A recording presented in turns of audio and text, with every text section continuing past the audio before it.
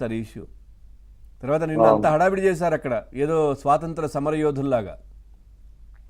పవన్ గారు, ముందుగా మీకు, అలాగే ఏబీ యజమాన్యానికి, అలాగే మన విశ్లేషకులకు, అలాగే మన టీడీపీ లీడర్ కూడా గుడ్ ఆఫ్టర్నూన్ తెలుపుకుంటూ, నమస్తే. ఆ పవన్ గారు, మనము ఈ కాన్సెప్ట్ ని డిస్కస్ చేసేటప్పుడు ఐ డోంట్ థింక్ ఇక్కడ చంద్రబాబు నాయుడు గారి ఒక కేసును తీసుకొచ్చి మనం కంపేర్ చేస్తూ మాట్లాడాల్సిన మనం కంపేర్ చేయలేదు, వాళ్ళు మాట్లాడుతున్నారు అట్లా. ఇప్పుడు బయటకు వచ్చినప్పుడు అంతమంది హడావిడి చేశారు కదా, బయటకు వచ్చి అందరు ఉన్నారు కదా, మా ర్యాలీలు చేస్తే మీకేంటి అన్నట్టుగా. లేదు సార్, ఎందుకంటే నేను దానికి మనం ఎందుకంటే this subject is entire different. ఆ యొక్క అసలు దానికి దీనికి మన ఎక్కడ సంబంధం లేదు. అసలు ఫస్ట్ ఆఫ్ ఆల్ ఆ యొక్క పాయింట్ ని తీసుకురాకూడదు అనేది నేను పర్టికులర్ గా భావిస్తున్నాను. ఎందుకంటే ఈ రోజు ఎప్పుడైతే నిన్న బెయిల్ ఇచ్చారో, this is something, there is a legal లో మనకు ఉన్నటువంటి బెయిల్స్ లో డిఫాల్టర్ బెయిల్ కానీ, లేకపోతే ఇన్కమ్ బెయిల్స్ కానీ, యాంటిసిపేటరీ బెయిల్స్ కానీ, రెగ్యులర్ బెయిల్స్ కానీ, ఇలా చాలా ఉంటుంది. ఇందులో బేస్డ్ ఆన్ ద సెక్షన్స్ వాళ్ళ పెట్టిన దాని ప్రకారం 10 years కంటే ఎక్కువైతే ఒకలాంటి బెయిల్స్ ఇవ్వడమో, లేకపోతే 90 days లో తీసుకోవడమో, లేకపోతే కొన్ని సందర్భాలు 60 రోజుల లోపలే తీసుకోవడము, ఇవన్నీ కూడా లీగలీ టెక్నికలీ టర్మ్స్ మీద జరుగుతూ ఉంటుంది. బట్ మన పాయింట్ ఏంటంటే, వాళ్ళకి నేను ఇచ్చింది కేవలం బెయిల్ మాత్రమే. ఈ రోజు నేను just I cross almost all the newspapers today. నేను almost all Telugu newspapers, మనం అనుకుండొచ్చు కొన్ని newspapers there are for particular parties, కొన్ని ఫర్గా ఉంటుందని కూడా మనకు తెలిసినప్పటికి కూడా, నేను ఓవరాల్ గా ఈ రోజు మీకు హిందూ కానీ, లేకపోతే హన్స్ ఇండియా కానీ, లేకపోతే డెక్కన్ క్రోనికల్ కానీ, టైమ్స్ ఇండియా కానీ, ఎన్డీటీవీ కానీ, లీగల్ లా, పర్టికులర్ గా లీగల్ లైవ్ లా అలాంటి చోట్ల అన్నిట్లో కూడా they are very clear. So ఇది బెయిల్ ఇస్తున్నాము, చాలా సీరియస్ కండిషన్స్ తో ఇస్తున్నాము, 2 lakhs మనం బాండ్స్ తీసుకొని ఇస్తున్నాము, at the same time Monday Friday రావాలని ఇస్తున్నాము, ఎక్కడ కూడా కేసు సంబంధించి ఎక్కడ మాట్లాడకూడదని ఇస్తున్నాము, ఎవరిని కూడా మీరు వెళ్ళి అలాంటి సంబంధించిన వ్యక్తులతో కలవకూడదు ఇస్తున్నామని చెప్పి they put lot of restrictions. అసలు చెప్పాలంటే దీనికంటే మిథున్ రెడ్డి జైల్లో ఉండడం బెటర్ చెప్పాలంటే, నాకు తెలిసి బెయిల్ ఉండడం కంటే కూడా. ఎవ్రీ మండే ఎవ్రీ ఫ్రైడే రావాల్సి వస్తుంది. He can't talk with the media, he can't share the things which is what happened in the interrogation. అవన్నీ కూడా ఆయన చెప్పుకోలేని పరిస్థితి, ఎక్కడ షేర్ చేసుకోలేని పరిస్థితి, ఒక ప్రెస్ మీట్ పెట్టలేని పరిస్థితి.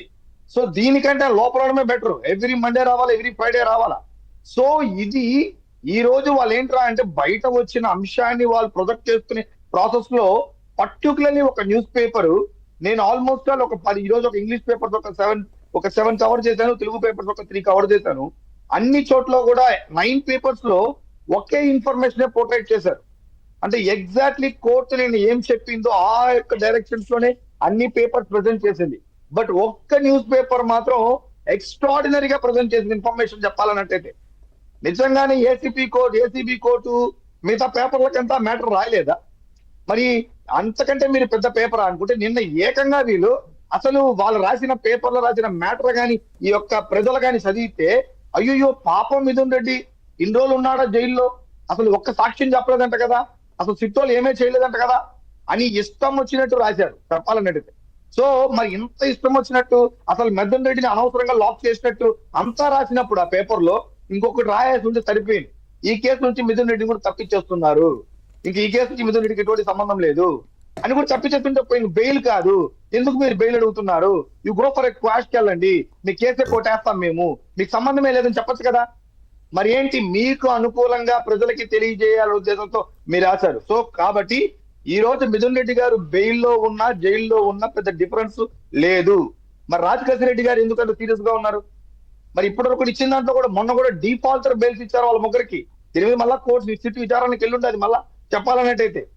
సో ఇది మనం ఎంత ఇదిగా చూడాలన్నట్టయితే, టెక్నికల్ గా లీగల్ గా కొన్ని ప్రొవిజన్స్ ఉంది కాబట్టి ఆ ప్రొవిజన్స్ బేస్ చేసుకొని ఈ రోజు వాళ్ళకి అందుబాటులో ఉన్నటువంటి వాళ్ళు తీసుకొచ్చారు. సో అంతే తప్ప ఇదేదో ఈ కేసు నుంచి మిథున్ రెడ్డికి సంబంధమే లేనట్టు, లేకపోతే మిథున్ రెడ్డి గారు అసలు ఏదో ఆయన శుద్ధపోసైనట్టు, లేదా కడిగిన ముత్యం అన్నట్టు అనే కాన్సెప్ట్స్ ఏం కాదు. స్టిల్ హీఈస్ అట్లా. మరి ఎందుకు చెప్తారు? మరి మండే ఫ్రైడే ఎందుకు రమ్మని చెప్తారు? పాస్పోర్ట్స్ ఎందుకు హ్యాండ్ ఓవర్ చేసుకుంటారు? ఆధార్ కార్డ్స్ ఎందుకు హ్యాండ్ ఓవర్ చేసుకుంటారు? లేకపోతే అవైలబిలిటీ నేను ఎప్పుడు కాల్ చేసినా, మీరు మాకు రెస్పాండ్ కావాల్సిందే, మీరు రావాల్సిందే అని వెరీ కండిషనల్ గా అంత స్ట్రాంగ్ గా ప్రెజెంట్ చేసినప్పుడు దెన్ దాన్ని ఎలా ఎంజాయ్ చేస్తారు నాకు అర్థం కావట్లేదు. సో ఇది ఏంటంటే, దీని ఎవరికన్నా భారతదేశంలో సార్ మనం కషాబ్ లాంటి వాళ్ళకే మనం భారతదేశం తరపున పెట్టి ఒక అడ్వకేట్ పెట్టి వాదించేటువంటి డెమోక్రసీ ఉన్నటువంటి కంట్రీ సార్ మంది. సో ఇటువంటి ప్రాసెస్ లో ఎవరికన్నా కానీ బయటకు వస్తే కనీసం మళ్ళీ బయట ఎలా వెళ్తే బయట I mean there is a possibility బయట వెళ్ళడానికి కూడా చాలా చాలా లీగలీ వాళ్ళకి ఉన్నాయి కాబట్టి ఆ ప్రొవిజన్ లో ఆయన బయట వచ్చారు. మరి ఎందుకు కండిషన్స్ పెట్టారు? మరి సోమవారం శుక్రవారం రావాలి కదా. మిగతా వాళ్ళకి లేవు కదా సార్ కండిషన్స్? ఏదైతే కృష్ణమోహన్ రెడ్డి, ధనుంజయ రెడ్డి, గోవిందప్పకి లేవు ఈ కండిషన్. అది ఓకే, అది ఉంది కానీ సంతకం పెట్టాలి, రావాలి. అది డిఫాల్టర్ బెయిల్, దాని మీద వెళ్తున్నారు. యాక్చువల్ చెప్పాలంటే వాళ్ళందరూ కూడా ఇప్పుడు డిఫాల్టర్ కే ట్రై చేస్తున్నారు. అవును. మరి రాజకేశ్ రెడ్డి ఎందుకు డిఫాల్టర్ ట్రై చేయట్లేదు? తనకు కూడా 90 days I think Rajakesh Reddy April 11th ఎప్పుడు అరెస్ట్ అయినట్టున్నారు. సో ఆల్మోస్ట్ ఆల్ నాకు తెలిసి మోర్ దెన్ 100 days పైన అనేట్టున్నారు. సో దట్ మీన్స్ ఏంట్రా అంటే మీరు ఇందాక ఒక మంచి మాట అన్నారు, ఎంత కావాలో అంత పిండేసుకున్నారు. ఏమేమి ఇన్ఫర్మేషన్ కావాలి నేను డెఫినెట్లీ మీకు సహకరిస్తాను.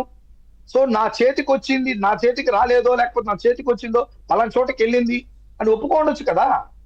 సో కాబట్టి నేనేమంటున్నానంటే దిస్ ఈజ్ సంథింగ్ ప్రజలు కూడా తెలుసుకోవాల్సిందేరా. అంటే ఈ మధ్య కాలంలో ప్రజలు ఏదో బెయిల్ నుంచి వస్తే ఇంకా ఆల్మోస్ట్ కోర్టులో కేసు కొట్టేసినట్టుగా సంబరాలు చేసుకుంటారు. ఐ మీన్ పర్టికులర్ గా ఒక సెక్టార్ ఆఫ్ పీపుల్. సో అది మంచి పద్ధతి కాదు. సో ఈ రోజు మిథున్ రెడ్డికి ఇచ్చింది కేవలం బెయిల్ మాత్రమే కానీ కేసు ఇక్కడ కొట్టేయలేదు. అతనికి సంబంధం లేదని కూడా ఎక్కడ కూడా మెన్షన్ చేయలేదు.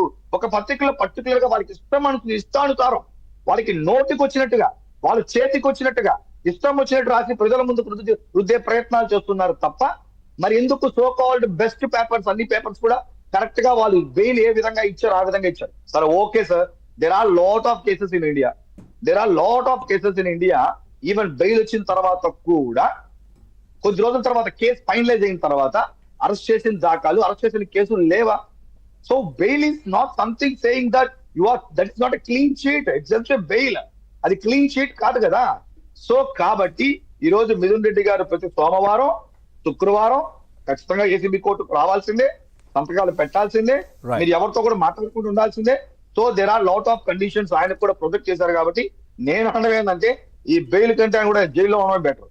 మరి ఎప్పుడు చెప్తారా? పబ్లిక్ లోకి వచ్చి మాట్లాడతారా? ఆయన వచ్చేమన్నా పబ్లిక్ లోకి వచ్చి నా మీద అనవసరంగా కేసు పెట్టారు, ఇది తప్పుడు కేసు మిథున్ రెడ్డి చెప్పించండి. ఈ సో కాల్డ్ మీడియానో